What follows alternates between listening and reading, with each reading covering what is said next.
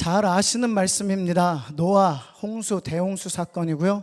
그런데 여기 보니까 제가 묵상하며 느낀 것은 뭐냐면 하나님도 의지한다, 찾는다. 물론 하나님이 힘이 없어서 찾는 건 아니세요.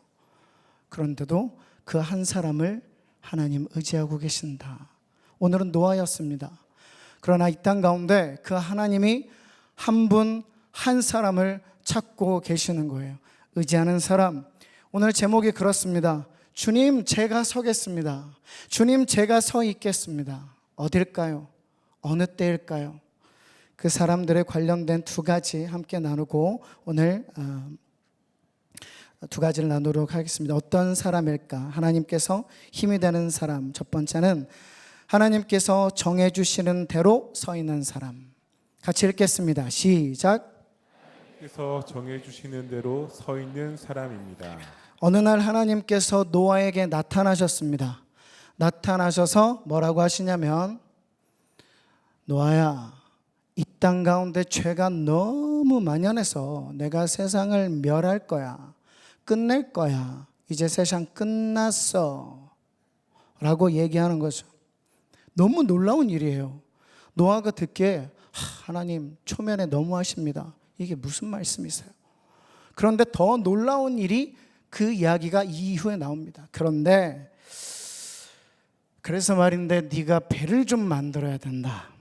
제가 다시 한번 읽어드리겠습니다. 13절에서 15절입니다. 너는 곧 베로나무로 너를 위하여 방주를 만들되 그 안에 칸들을 막고 역청을 그 안에 칠하라. 내가 만들 방주는 이러하니 그 길이는 300규빗, 너비는 50규빗, 높이는 30규빗이라. 거기에 창을 내되 위에서부터 한 규빗에 내고 그 문은 옆으로 내고 상중하 3층으로 할지니라. 길이는 135m, 배입니다. 그려보세요. 길이는 135m, 50층 정도 되는 아파트를 눕힌 거예요. 그렇게 별로 놀라지 않으시나요? 50층 된 높이의 아파트를 눕힌 겁니다. 그리고 넓이는 23m. 드리몰이 괜찮아요. 드리몰이 끝에서부터 끝에가 한 22m 정도 됩니다. 폭이 그렇다는 거예요. 그렇게 50층짜리가 있는데 높이는 14m 정도. 이런 사진이죠. 이런 거죠. 자, 이걸 보시면서 무엇이 느껴지십니까? 뭐 같으세요? 관? 보통 애들은 그렇게 얘기 안 하는데, 네, 요즘 많이 힘드신가 봐요. 배라고 느껴지기 어려울 만큼 단조롭고 또 투박하게 만들어졌죠. 근데 이래요. 하나님, 135m까지 필요한가요? 100m만 지읍시다. 하나님, 100m만 해도 충분할 것 같습니다. 그 정도만 해도 어마무시한 배입니다. 하나님, 그 정도면 되지 않을까요? 우리 삶에서 하나님 말씀에 자꾸 딜을 합니다. 흥정을 해요. 정하신 것에서 자꾸 벗어나고 싶어 합니다. 그래도 궁금해요. 왜 그렇게 지으라고 말씀하셨을까요? 꼭 그렇게 만들어야 되는 이유가 무엇일까요? 배를 만들 때 파도가 없으면 그냥 만들면 되죠. 그냥 배를 아무렇게 만들어도 뜨긴 합니다. 그런데 파도가 심하게 치고 그리고 술렁이면 배가 부러지거나 뒤집혀질 수 있죠. 그러면 엄청나게 큰 배가 엄청나게 큰 파도를 겪어내기 위해서는 무엇이 가장 중요할까요? 우리 다음 세대 고객들 한번 얘기해 볼래요? 뭐가 제일 중요할까요? 배가 뒤집혀지지 않기 위해서 뭐가 제일 중요할까요? 그쵸, 목사님 대답해 드릴게요. 과학자들이 오랜 세월 시행착오와 연구를 통해서 그것을 알아냈어요. 그것은 뭘까요? 그것은 배의 설계 비율입니다. 배의 설계 비율인데 배의 길이와 높이와 넓이가 특별한 비율로 설계가 돼야 그 바다를 견딜 수 있어요. 이 사진은 SS Great Britain이라는 배입니다. 한국 본토 발음이었습니다. 1843년에 영국에서 만든 배인데요, 역사상 가장 큰 배였습니다. 100m에 가까운 길이가 98m였어요. 오랜 세월 이 배를 만드는 여러 학자들이 고민하고 또 시행착오를 겪고 실험을 하면서 큰 파도에 뒤집히지 않고 넘어지지 않고 깨지지 않는 그런 배를 만들었습니다. 이 배의 설계 비율을 알아봤어요. 길이가 넓이의 6배, 길이가 높이의 10배. 이 비율이 가장 안전한 배의 비율이라는 것을 1843년에 되어서야 알았습니다. 근데 이 비율을 봤더니 오늘 성경에 나오는 비율과 완전히 일치해요. 4300년 전. 만약 정해주신 대로 만들지 않았다면 배는 금방 파손이 되고 뒤집혀졌겠죠. 아니면 계속 너무 많이 흔들려서 안에 있는 사람들이 토하다가 죽었을 겁니다. 홍수가 끝나고 하나님이 방주문을 열었는데 요플레가 돼 있으면 안 되잖아요. 하나님께서 방주의 문을 열어 이르시되 토가 지극히 심하여 요플레가 되었도다 하시니라. 이렇게 성경이 끝나면 안 되잖아요. 만약 노아가 자기 임의대로 하나님 정하신 것에서 10m, 5m 변경하고 계획을 수정했다면 요플레가 됐을 겁니다. 재창조가 안 일어났겠죠. 하나님의 계획은 실패했습니다. 오늘 끝나고 성경 말씀을 기억하는 그 요플레는 아니었으면 좋겠어. 방주를 만들었던 시기가 약 기간이 100년에서 120년입니다. 그 자리에서 하나님의 사명을 감당한 노아는 정하신 대로 했습니다. 나무의 종류, 그 안에 디자인, 배의 길이와 높이, 넓이 모두 정해진 대로 했습니다. 하나님은 우리 삶에도 정하신 것들이 너무 많아요. 가정을 이루는 가장 기초가 무엇일까요? 세상에는 교회와 모든 사회의 근본이 되는 DNA를 가정이라고 얘기하는데 그 가정의 근본은 뭐냐면 남편과 아내입니다. 부부라는 테두리 안에 하나님께서 정해주셨어요. 이것은 전 인류에게 하나님 먼저 명령하신 첫 번째 명령, 생육하고 번성하여 땅에 충만하라 하신 명령에 반드시 선행되어야 하는 먼저 된 명령입니다. 생육하고 번성하기 위해 부부가 남편이 아내를 만나고 아내가 남편을 만나지 못하면 이 일은 하나님의 명령으로 수행되지 않죠. 자, 손 들어볼까요? 저는 결혼하지 않을 겁니다.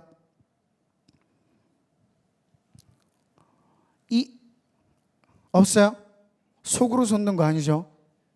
제가요 작년에 침례 신청자들을 받았습니다. 청소년 아이들을 받아서 청소년 아이들에게 오리엔테이션을 하면서 물어봤어요.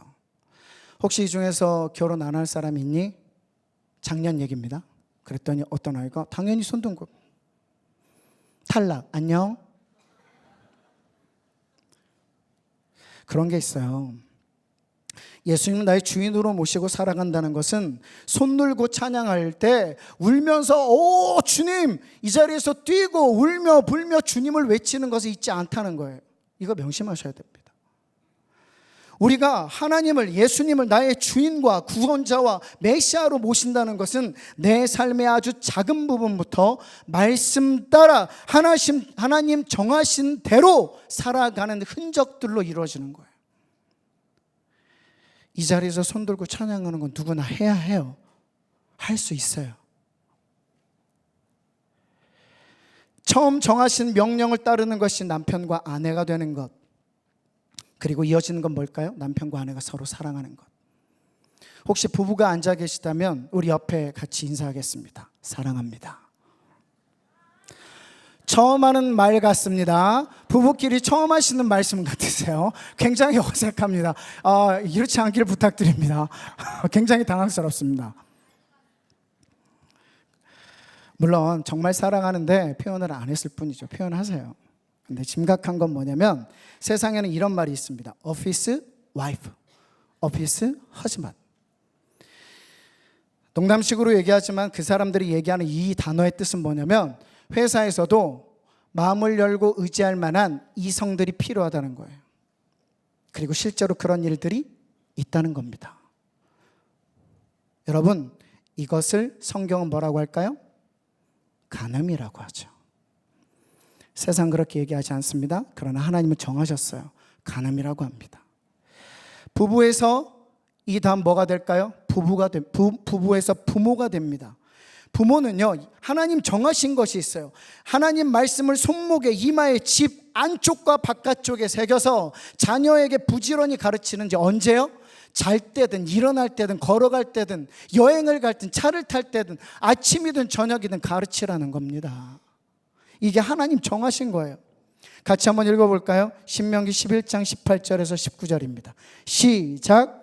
이러므로 너희는 나의 이 말을 너희의 마음과 뜻에 두고 또 그것을 너희의 손목에 매어 기호를 삼고 너희 미간에 붙여 표를 삼으며 또 그것을 너희의 자녀에게 가르치며 집에 앉아 있을 때에든지 길을 갈 때에든지 누워 있을 때에든지 일어날 때에든지 이 말씀을 강론하고. 아멘. 부모로부터 들어야 한다. 이것이 하나님이 정하신 것입니다. 부모의 의무고 자녀의 뭘까요? 권리입니다. 부모의 의무고 자녀의 권리입니다. 이게 제가 다음 세대 사역을 하다 보니 점점점 약해져 가는 하나님 정하신 부분이었어요. 하나님께서 정하신 것인데 이것이 누군가의 도움은 받을 수 있습니다.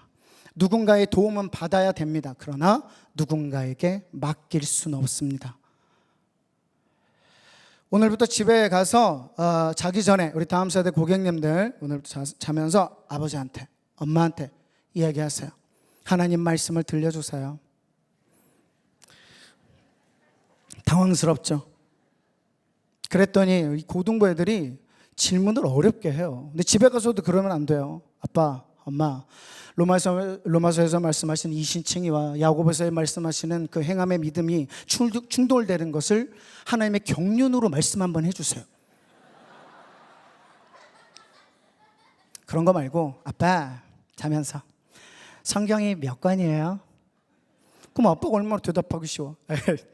얘야 보시다시피 한 권 아니니 한 권. 아빠 한 건 아니잖아요. 아이고 한 번이잖아. 근데 그런 작은 것에서부터 아이와 함께 성경에 대해서 재밌게 단편적으로 물어보시고 모르면 공부하시고 또 알아보시고 그래야 자녀에 대한 유산이 흘러가죠. 그게 하나님 정하신 것입니다. 정하신 것이에요. 우리 집사님들의 표정이 점점 어두워갑니다. 그래서 준비했습니다. 자녀들에게도 있죠. 자, 자녀들 우리 다음 세대만 읽어봅시다. 준비 시작.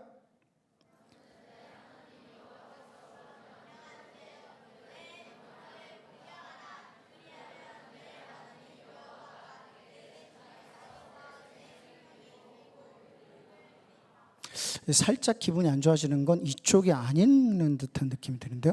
읽었어요? 읽었죠? 공경하라라는 말에는 조건이 붙지 않아요. 여러분 잘 알아야 돼요.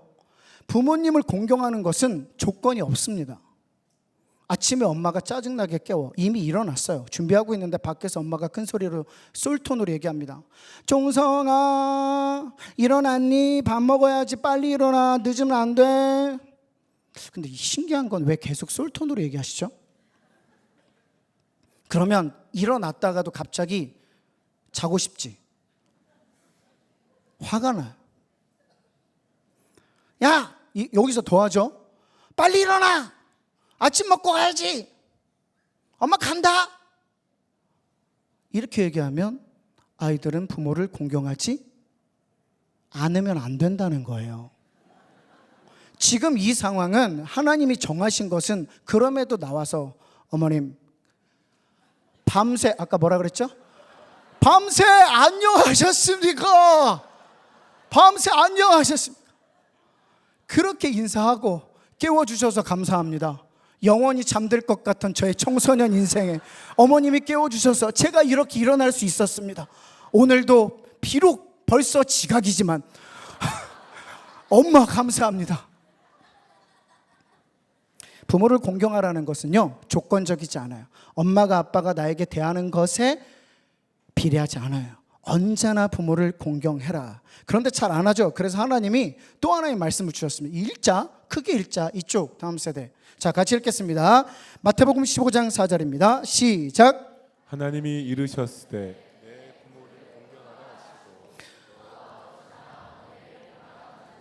반드시 죽임을 당하리라.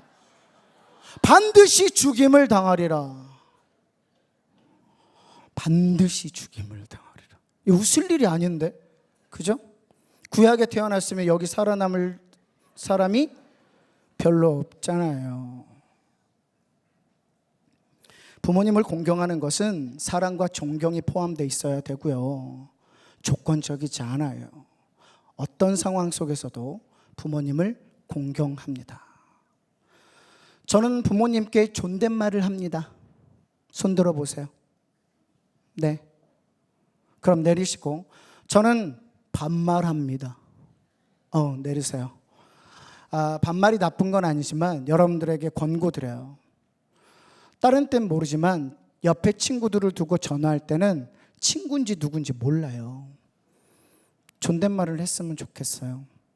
엄마 아빠는 존중받고 공경받는 것이 하나님 정하신 것입니다. 친구에게 대하든 말하지 마세요. 그건 하나님이 정하신 거예요. 친하니까 그럴 수도 있죠. 그리고 엄마는 저한테 그렇게 사랑하지 않아요. 아니요, 그거와 상관없이 하나님은 정하셨어요. 정한 대로 우리는 살아갑니다.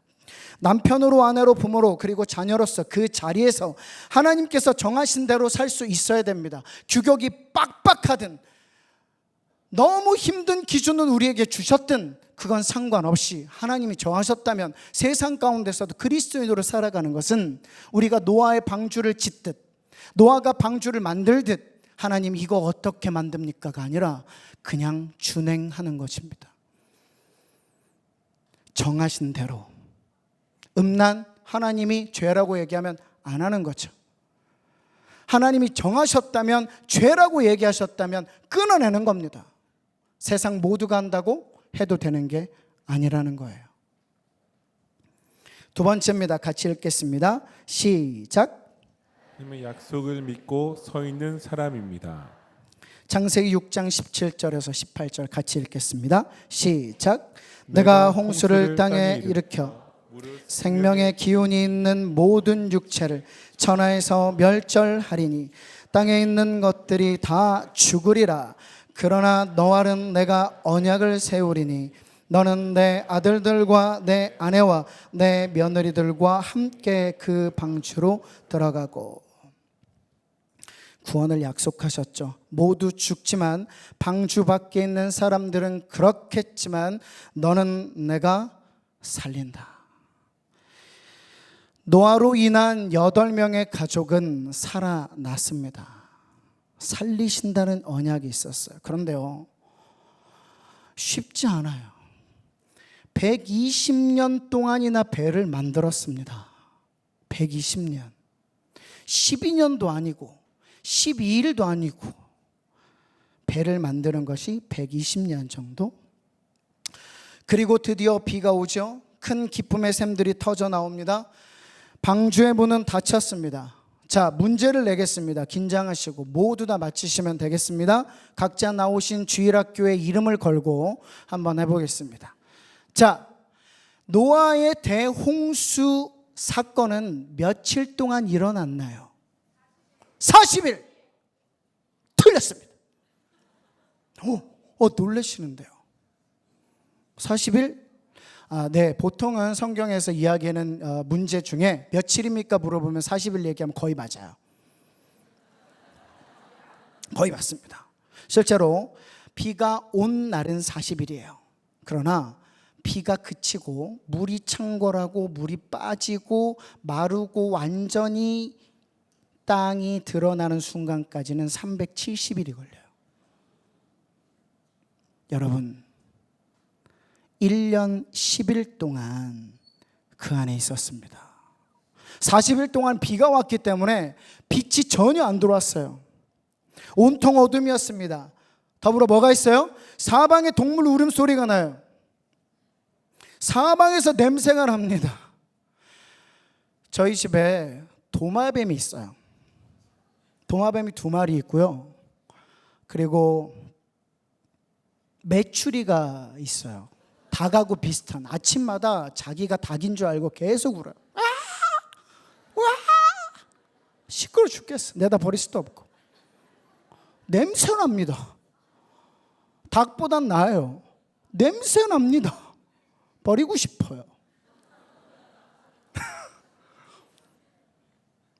근데 지금 한 마리도 그렇게 냄새 나는데 지금 몇 마리예요? 셀 수도 없죠. 사방의 울음소리, 사방의 동물의 배설물들이 뒤섞여서 잠을 잘 때 배가 이렇게 기울이면 낙타의 그 소중한 것들이 막 굴러올 거 아니에요. 이게 뭐지? 여러분, 이건 실제예요. 그 노아의 방주 안에는 그런 일들이 계속 일어났죠. 먹는 것도 한정적이었을 것입니다. 1년 10일 동안 그랬습니다. 370일 동안 그랬습니다. 여러분, 우리의 가정에 빛도 없이 비만 내리는 일들이 있어요. 그러나 우리 주님이 약속하셨습니다. 내가 너희의 가정을 살리겠다. 아멘 하신 가정만 다시 한번 말씀드립니다. 이거 하나님이 약속하신 거. 내가 너희의 가정을 살리겠다. 너희의 자녀를 세우겠다. 너희의 자녀를 사용하겠다. 그 약속을 믿고 걸어가는 길은 쉽지 않지만 우리에게도 반드시 해야 할 일은 있습니다. 뭐냐? 22절입니다. 같이 읽겠습니다. 시작. 노아가 그와 같이 하여 하나님이 자기에게 명하신 대로 다 준행하였더라. 아멘. 빛도 없고 비만 내리는 기간이 있습니다. 그것에 더하여 동물들의 시끄러운 소리와 냄새가 있습니다. 그 더러운 냄새나는 공간, 현실, 막막한 비만 내리는 어둠 속에서 우리는 뭐라고 얘기할 수 있을까요? 얘들아, 하나님 약속하셨어. 엄마는 아빠는 믿는다. 우리 가정 살리시고 너를 회복시키시고 너를 사용하실 것을 믿는다. 정하신 대로 하나님 앞에 준행하여 그분의 약속을 기다리며 우리 함께 예배하자, 기도하자, 말씀 보자, 준행하자. 하지만 보통은 하나님을 바라보지 않고 등을 치고 원망합니다. 하나님은 우리에게 이렇게 말씀하시는 거예요. 이렇게 질문하시는 겁니다. 그때도 내가 너희의 하나님 맞냐? 청소년 아이들하고 상담을 하고 심야 기도회 때 밤새 기도 제목을 나누나 보면 공통되는 기도 제목이 있어요. 전부 죽고 싶어요. 전부 자기가 쓸모없다고 생각합니다. 너무 힘들어요. 학교에서 조롱당하고 왕따당하고 성적과 평가에 완전히 자기의 인생은 이생망이고 잘난 건 없는 것 같고 그래서 화장은 점점 진해지고 이쁘다고 해주세요. 그런 아이들을 볼 때 하나님이 그런 아이들 부모에게도 그 아이들에게도 여기 있어요. 누군지 압니다. 여기 있어요. 그 사람들에게 물어보는 거예요. 그 가정에게 물어보는 거예요. 지금 이렇게 어려운 시기에도 밤낮 비만 오는 이 어둠 가운데도 냄새나고 초라하고 낭망되는 이 현실 속에서도 내가 너희 하나님 맞냐? 그럼요, 주님. 나 아무리 힘들어도 바닥의 인생을 살아도 내 인생 다 짓밟힌 것 같고 너덜너덜 찢어진 남들에게 밟히는 그 성적표처럼 내 인생이 그렇다고 하더라도 나 그거 들고 내 빈잔을 주님께 올려드립니다. 그 빈잔을 유일하게 채울 수 있는 이름 하나님, 그 빈잔을 높여드리오니 날 채워주옵소서.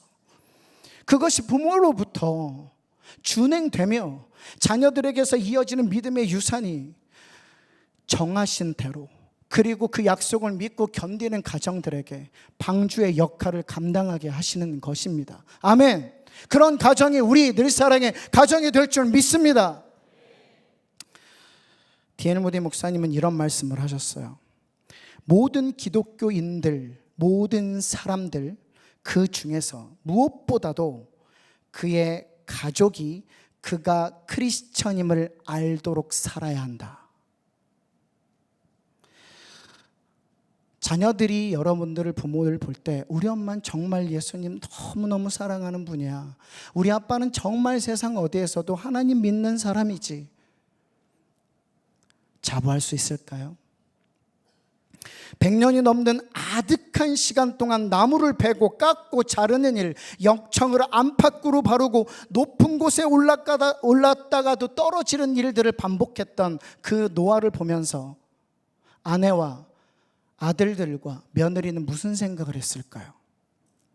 저렇게까지 해야 되나? 저렇게까지 해야 되는구나. 그래서 함께 그 방주를 만들어 갔겠죠. 주님, 이제 내가 서겠습니다. 주님 원하시는 곳에 정하신 대로 서겠습니다. 주님, 남편인 제가 서겠습니다. 아빠인 제가 서겠습니다. 아빠의 자리와 남편의 자리를 주님 건강하게 서겠습니다. 주님 정하신 대로 서겠습니다. 주님, 아내인 나, 엄마인 내가 그 자리에 정하신 대로 약속을 믿고 준행하며 서겠습니다. 주님, 아들로 딸로 학생으로 그리스도인으로 제가 서겠습니다. 학교에서 혼자 있을 때 하나님 주의 사람으로 서겠습니다. 얘들아, 초등학생부터 고등학생까지, 대학생은 내가 잘 모르겠고 포함할게요. 자, 학생으로서의 본분을 다하는 것이 하나님의 뜻입니다. 공부하세요. 갑자기 이상해지는데 그게 사명이에요. 저는 그래요. 결과에 상관없이 내 최선을 다해야 하나님이 언젠가 여러분들이 엄마가 되고 아빠가 되고 직장에 들어가서 신입사원이 되든 과장이 되든 부장이 될 때 내가 학생 신분으로 열심히 살았던 그 사명을 사용하시는 거예요. 그때도 열심히 하나님이 직장에서 어디서든 여러분들이 열심히 살 수 있도록 힘을 주시는 거예요. 그 체력을 기르는 거예요. 결과는 하나님께 맡기는 것이고요. 그게 하나님 정하신 거예요. 잘하고 못하고는 하나님께 맡기는 거예요. 좋은 점수, 좋은 결과는 하나님께 맡기는 거예요. 다만 우리 삶의 그리스도인으로, 자녀로, 아빠로, 엄마로, 남편으로, 아내로 사는 것은 최선을 다해서 정하신 대로 약속을 믿고 그 자리를 지켜내는 것, 노아처럼. 그 일들이 우리 모든 늘사랑 여기 있는 분들에게 이루어져서 주님 원하시는 거룩한 방주들이 각 가정마다 떠오르고 늘사랑에 떠올라서 하나님 원하시는 하나님 나라가 이루어지기를 주의 이름으로 축복합니다.